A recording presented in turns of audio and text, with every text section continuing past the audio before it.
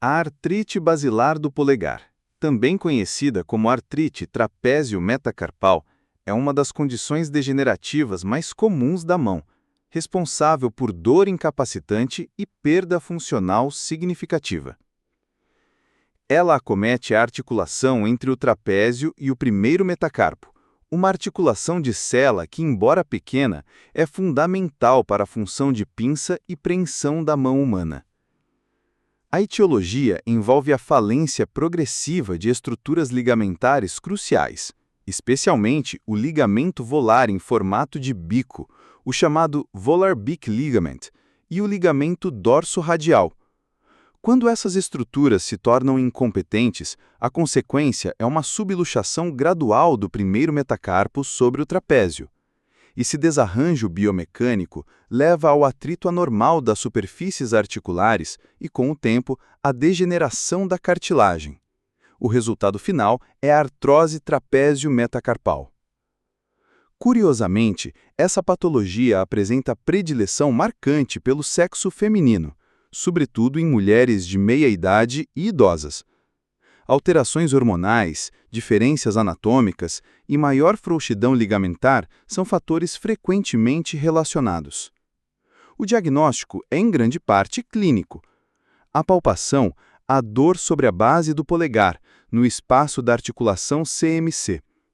O teste de Grind, no qual o examinador aplica compressão axial associada a movimentos rotacionais do polegar, desencadeia dor intensa e crepitação, confirmando a suspeita. Radiograficamente, os achados são típicos: estreitamento do espaço articular, formação de osteófitos e subluxação do primeiro metacarpo sobre o trapézio. Muitas vezes, o exame de imagem apenas confirma aquilo que a clínica já havia revelado. O tratamento deve ser individualizado e depende do estágio da doença. Nos estágios iniciais, pode-se optar por medidas conservadoras, órteses estabilizadoras, fisioterapia e infiltrações com corticoides intraarticulares. Essas medidas buscam reduzir a inflamação, restaurar algum grau de estabilidade e aliviar a dor, permitindo que a paciente mantenha suas atividades. Entretanto, quando a doença progride e os sintomas se tornam persistentes e incapacitantes, a cirurgia passa a ser considerada. Diversas técnicas já foram descritas, desde ressecções isoladas do trapézio até reconstruções ligamentares associadas à interposição tendínea, passando por artrodeses seletivas e até artroplastias com implantes. Nenhuma técnica é absolutamente superior a todas as outras, e a escolha depende do perfil da paciente, do grau de degeneração e da experiência do cirurgião. Em resumo, a artrite basilar do polegar é uma condição comum, progressiva e limitante que transforma o simples ato de usar a mão em um desafio doloroso. O diagnóstico é clínico, reforçado pela radiografia, e o tratamento varia de medidas conservadoras a procedimentos cirúrgicos complexos. O objetivo maior é sempre o mesmo: aliviar a dor, restaurar a função e devolver qualidade de vida ao paciente. A artrite basilar do polegar é uma das artroses mais comuns da mão. Na verdade, ela ocupa o segundo lugar em incidência, perdendo apenas para a artrite das articulações interfalangianas distais. Se organizarmos em uma linha de frequência, temos primeiro as interfalangianas distais, depois a carpometacarpiana do polegar, em seguida as interfalangianas proximais e, por fim, as metacarpofalangianas. Esse padrão de prevalência tem reflexos diretos na prática clínica. Em consultório, não é raro encontrar pacientes, especialmente mulheres idosas, queixando-se de dor e dificuldade de pinça, sintomas que remetem imediatamente à artrose trapézio-metacarpiana. Estudos epidemiológicos mostram que cerca de 25% dos homens acima dos 75 anos apresentam sinais radiográficos da doença. Entre as mulheres da mesma faixa etária, esse número sobe para 40%, é uma prevalência expressiva. Mas aqui há um detalhe interessante. Muitos desses indivíduos não se queixam de dor, ou seja, há um grau surpreendente de adaptação e tolerância, como se o corpo aos poucos aprendesse a conviver com as alterações degenerativas do polegar. Isso nos lembra que radiografia e clínica nem sempre caminham lado a lado e que a decisão terapêutica deve considerar, antes de tudo, a experiência subjetiva do paciente. Do ponto de vista demográfico, há algumas peculiaridades. A artrite da base do polegar é mais comum em caucasianos do que em afrodescendentes, e quando olhamos para populações indígenas da América do Norte, a prevalência de artrose de mão como um todo é ainda maior. Ou seja, existe um componente étnico e genético que parece influenciar no risco de degeneração. Entre os fatores clássicos, destacam-se o sexo feminino, a idade avançada e a frouxidão ligamentar. Pacientes portadores da síndrome de Ehlers-Danlos, por exemplo, apresentam frouxidão ligamentar generalizada e poderiam, teoricamente, ser mais suscetíveis. Contudo, os estudos atuais ainda não confirmaram essa relação de forma robusta. O que sabemos com certeza é que o envelhecimento e a perda progressiva da integridade ligamentar são fatores determinantes. A etiologia está diretamente ligada à falência do ligamento oblíquo anterior, conhecido como Beak ligament, e também do ligamento dorso-radial. Quando esses dois pilares deixam de sustentar a base do primeiro metacarpo, instala-se a instabilidade. O resultado é a subluxação dorso-radial do osso metacarpiano sobre o trapézio, um desalinhamento que gera sobrecarga e acelera a degeneração cartilaginosa da articulação carpo-metacarpiana do polegar. Essa instabilidade não é um evento isolado. Ela costuma vir acompanhada de outras alterações secundárias. Uma delas é a deformidade em hiperextensão da articulação metacarpo-falangiana, um mecanismo compensatório para manter a função de pinça, quando a base do polegar já perdeu estabilidade. Outra condição frequentemente associada é a própria artrite metacarpo-falangiana, agravando ainda mais o quadro funcional. Além disso, até 50% dos pacientes podem apresentar concomitantemente a síndrome do túnel do carpo, como se o punho inteiro fosse arrastado pela cascata degenerativa iniciada na base do polegar. Portanto, a artrite basilar do polegar não deve ser vista apenas como um processo isolado. Ela é o reflexo de uma falência global dos estabilizadores do polegar e, muitas vezes, de todo o equilíbrio da mão. Uma patologia comum, mas devastadora, que transforma o simples ato de segurar um objeto em um desafio diário. Para compreender a artrite basilar do polegar, é necessário mergulhar primeiro na sua anatomia. A articulação carpometacarpiana do polegar é uma verdadeira joia da biomecânica humana. Ela é descrita como uma articulação em sela, bicôncava, que combina estabilidade e mobilidade em um equilíbrio delicado. É justamente essa dualidade, ser ao mesmo tempo estável e incrivelmente móvel, que a torna vulnerável à degeneração com o passar dos anos.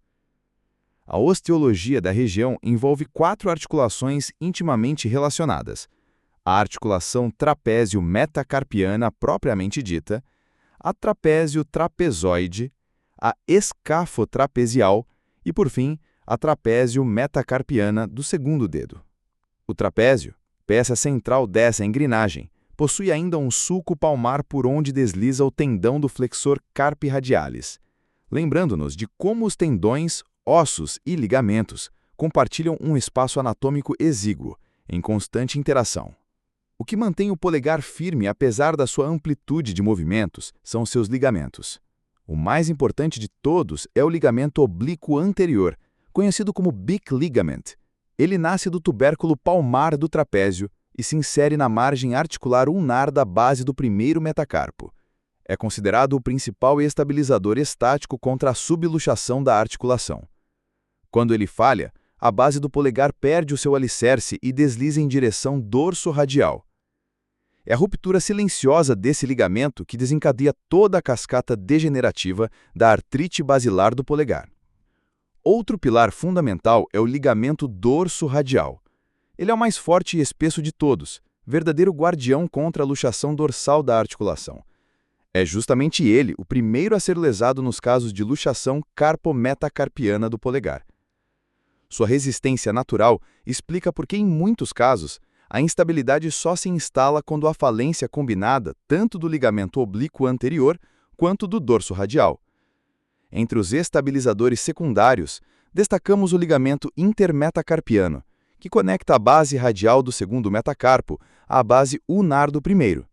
Esse ligamento atua como um cabo que impede a translação radial do primeiro metacarpo, trabalhando em conjunto com o dorso radial e com o ligamento oblíquo posterior.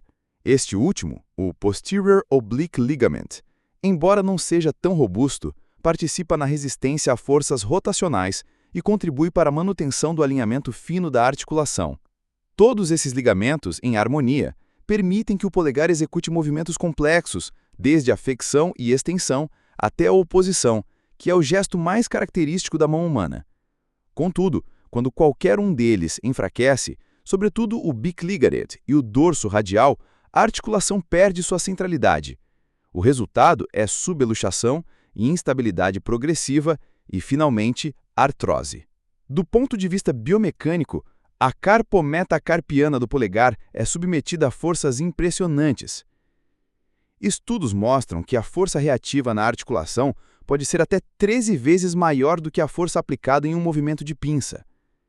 Isso significa que, ao segurar uma chave, ao abrir uma tampa ou ao realizar uma simples pinça lateral, o pequeno trapézio e o primeiro metacarpo estão suportando cargas multiplicadas numa resistência constante contra forças que, ao longo da vida, se acumulam como golpes silenciosos. É essa sobrecarga, repetida e contínua, que explica por que a base do polegar, mesmo protegida por ligamentos fortes e projetada para a mobilidade, inevitavelmente se desgasta. A anatomia, que nos deu a habilidade de pinça e oposição, um marco evolutivo que diferenciou o ser humano de outros primatas, cobra o seu preço em forma de degeneração articular na velhice. Assim, quando falamos da artrite basilar do polegar, não estamos descrevendo apenas uma doença. Estamos testemunhando a consequência direta da nossa própria evolução. O preço a pagar pela mobilidade e precisão da mão humana, sustentada por uma pequena articulação que, ao falhar, compromete uma das formas mais nobres da espécie. Para compreender a evolução clínica da artrite basilar do polegar, uma das ferramentas mais utilizadas é a classificação de Eaton e Littler. Ela organiza a doença em 4 estágios, que refletem a progressão radiográfica e ajudam a guiar a conduta terapêutica. No estágio 1, observa-se um alargamento discreto do espaço articular, um sinal de instabilidade precoce, ainda antes da instalação da artrose propriamente dita. É um momento em que o ligamento oblíquo anterior já falhou, mas a cartilagem ainda resiste. O paciente sente dor, mas os exames radiográficos podem parecer quase normais, gerando a ilusão de que nada está acontecendo. No estágio 2, já surge um estreitamento leve do espaço articular, acompanhado de esclerose subcondral e formação de osteóficos menores que 2 milímetros. A degeneração está em curso, e o corpo tenta compensar com a formação de novas saliências ósseas que, paradoxalmente, só aumentam a rigidez e a dor. No estágio 3, a degeneração é evidente. O espaço articular encontra-se marcadamente estreitado. Os osteófitos já ultrapassam 2 milímetros e a esclerose é difusa.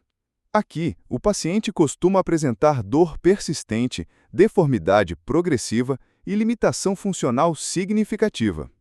No estágio 4, a doença se expande além da articulação trapézio-metacarpana, atingindo também a articulação escáfo-trapezial. É a artrose pantrapezial, quando todo o complexo do polegar e trapézio já se encontra comprometido. Nessa fase, a mobilidade se reduz drasticamente e a dor é quase constante, mesmo em repouso. A apresentação clínica acompanha essa progressão. O paciente relata dor progressiva na base do polegar, acompanhada de crepitação e episódios de edema local. Há uma perda gradual da força de pinça e de preensão, que se traduz em dificuldade para realizar atividades simples do dia a dia. Abrir potes, segurar objetos pesados ou mesmo utilizar a mão em um aperto de força se tornam tarefas dolorosas. A história clínica revela ainda um dado relevante. Cerca de 50% dos pacientes apresentam concomitantemente sintomas de síndrome do túnel do carpo. É como se o punho inteiro fosse arrastado pela cascata degenerativa, confirmando a interdependência anatômica e funcional dessas estruturas. No exame físico, o olhar atento já encontra pistas. Há edema e crepitação na base do polegar, sinais de subluxação e contratura do espaço interdigital. Com a evolução, pode surgir a deformidade em Z, o metacarpo aduzido e a metacarpofalangiana em hiperextensão fixa. Essa deformidade ocorre como um mecanismo compensatório, tentando preservar a pinça apesar da instabilidade da base do polegar. Os testes provocativos confirmam a suspeita.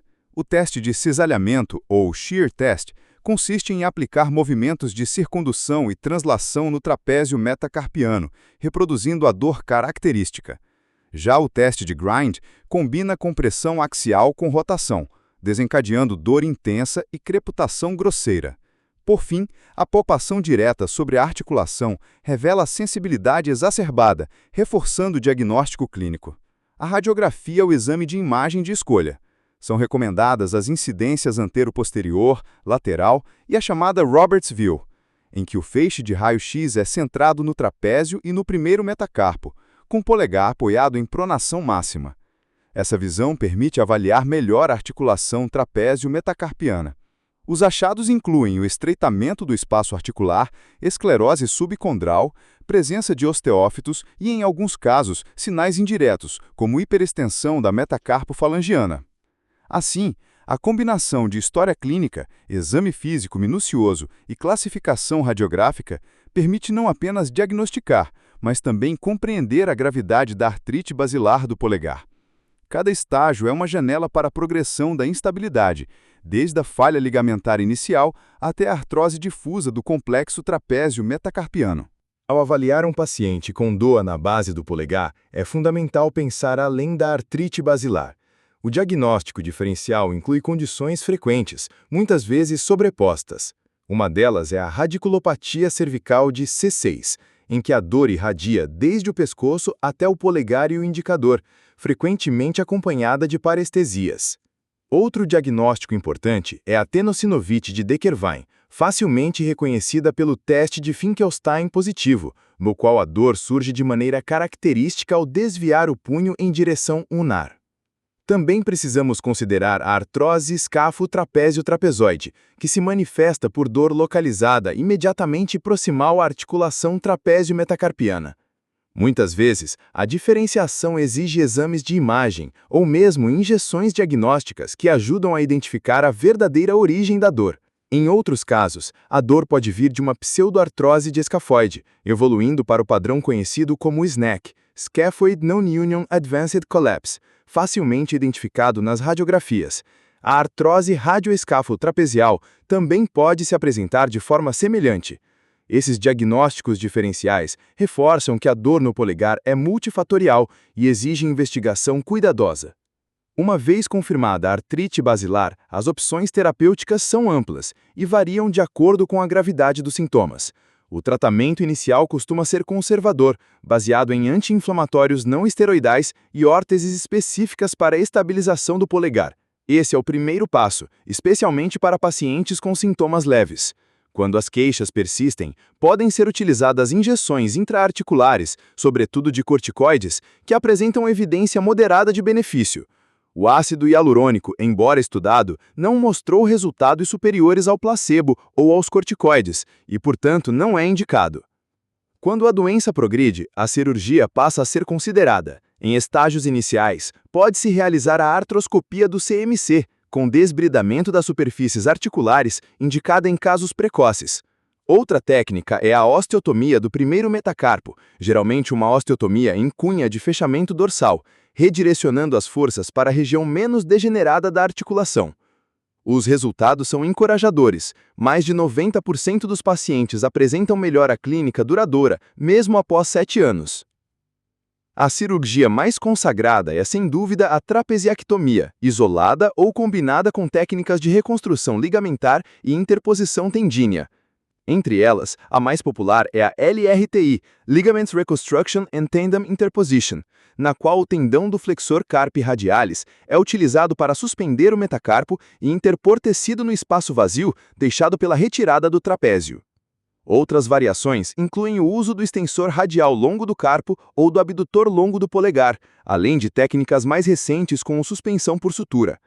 Resultados mostram que, independentemente da variação, a excisão do trapézio é o passo mais determinante para o sucesso, e embora cerca de 25% dos casos evoluam com colapso do espaço articular, esse achado não compromete o resultado funcional. Nos pacientes mais jovens, especialmente trabalhadores braçais, pode-se optar pela artrodese carpo-metacarpiana. Essa técnica mantém a força de preensão e confere estabilidade, mas sacrifica parte da mobilidade do polegar. Deve ser evitada se houver artrose associada da articulação escafotrapézio-trapezoide. A taxa de não união gira em torno de 12%, mas quando consolida, os resultados em termos de dor e força são satisfatórios. Outra opção emergente é a denervação seletiva da articulação CMC, que pode ser realizada por incisões dorsais e volais, ressecando ramos sensitivos dos nervos mediano, radial e cutâneo lateral do antebraço. A ideia é interromper a aferência dolorosa preservando a anatomia articular. Os resultados iniciais são comparáveis ao da trapesiectomia e da artrodese, mas com a vantagem de manter a amplitude de movimento. Ainda assim, nem todos os pacientes melhoram, e há risco de lesão sensitiva do nervo radial. As próteses CMC, embora atraentes em teoria, não mostraram resultados consistentes. Implantes de silicone já foram amplamente utilizados, mas as complicações, fratura do implante, subluxação e sinovite induzida pelo silicone limitaram seu uso. Hoje são pouco recomendados. Cada técnica traz suas próprias complicações. Após a trapesiectomia, por exemplo, é comum ocorrer rebaixamento do primeiro metacarpo e estreitamento do espaço trapézio-metacarpiano. Isso pode ser compensado por suspensões tendíneas alternativas, usando o extensor radial longo do carpo ou o abdutor longo do polegar, caso o flexor carpi radialis já tenha sido utilizado ou esteja degenerado. Outra complicação frequente é a hiperextensão da metacarpofalangiana. Quando menor que 10 graus, não requer tratamento. Entre 10 e 20 graus, pode ser tratada com pinagem percutânea em flexão temporária. Entre 20 e 40 graus, indica-se capsulodese volar, ou sesamoidese. Acima de 40 graus, a fusão da MCP torna-se necessária. O prognóstico da artrite basilar do polegar depende da extensão do comprometimento. Um dado importante é que quando a artrose se instala em uma articulação da fileira proximal do carpo, existe uma tendência de que outras articulações da mesma fileira também sejam acometidas, ou seja, a doença raramente fica confinada em um único espaço articular. No fim, a artrite basilar do polegar é uma condição que simboliza o preço da evolução humana, a liberdade do polegar opositor que nos deu a capacidade de manipular ferramentas e dominar o mundo, traz consigo a vulnerabilidade de sua base. O tratamento, seja conservador, cirúrgico ou de resgate, busca sempre o mesmo objetivo: devolver ao paciente a capacidade de usar sua mão com menos dor, mais força e dignidade no cotidiano.